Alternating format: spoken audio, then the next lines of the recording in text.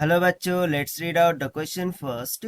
Match list first of the nuclear process with list second containing parent nucleus and one of the end products of each process, and then select the correct answer using the code given below in the list. Okay, so actually यहाँ पर हमें list first list second given है. List first में alpha D के beta D के fission and proton emission की बात हो रही है, यहाँ पर रिएक्शंस गिवन है और you can say the nuclear process given. So हमें सिंपली लिस्ट फर्स्ट को लिस्ट सेकंड से मैच करना है and according to that we have to choose the correct option from this given ABCD. So let's see the solution. But before of that, let us look to the key concept which we are going to use here for this question.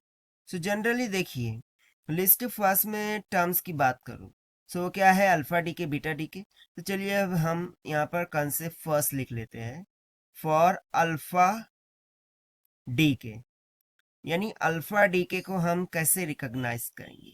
So generally alpha D के में क्या होता है, charge number decreases by 2 and similarly जो mass number होता है वो decreases by 4 होता है. ठीक है, वो कैसे डिक्रीज करता है, 4 से.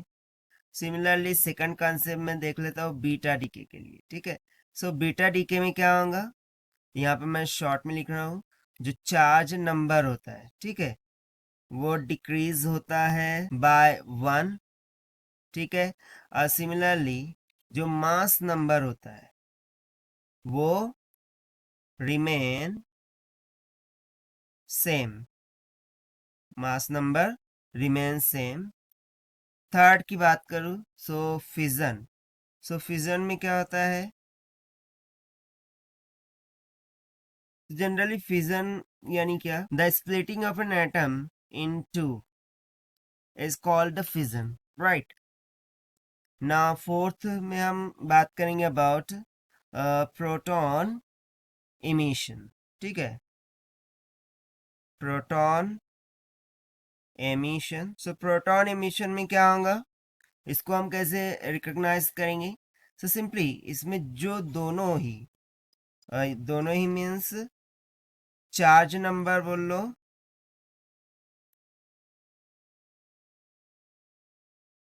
या फिर मास नंबर बोलो, दोनों ही डिक्रीज करते हैं बाय 1 से. सो ये एक शॉर्ट में की कॉन्सेप्ट होगी. अब चलिए इसके अकॉर्डिंग हम चेक करते हैं. सो यहाँ से देखिए क्वेश्चन नंबर फर्स्ट में क्या बोल रहा है, 15 ऑफ ऑक्सीजन हमें क्या दे रहा है, 15 7 of nitrogen. Charge number decrease हो रहा है 1 से और मास नंबर यहाँ पर क्या है, सेम है, यानी कि डेफिनेटली ये कोई बीटा डी के होंगे. सो यहाँ पर मुझे जो मिलने वाला है वो क्या मिलेगा, 0 1 बीटा मिलेगा. सो सिंपली ये किसको इंडिकेट कर रहा है, बीटा डी के को. अब देखिए 23892 यूरेनियम, ये हमें दे रहा है 23490 थोरियम. सो देखिए यहाँ पर जो चार्ज नंबर है वो 2 से डिक्रीज हो रहा है और मास नंबर 4 से डिक्रीज हो रहा है. दैट मीन्स ये किसको इंडिकेट कर रहा है, अल्फा डीके को.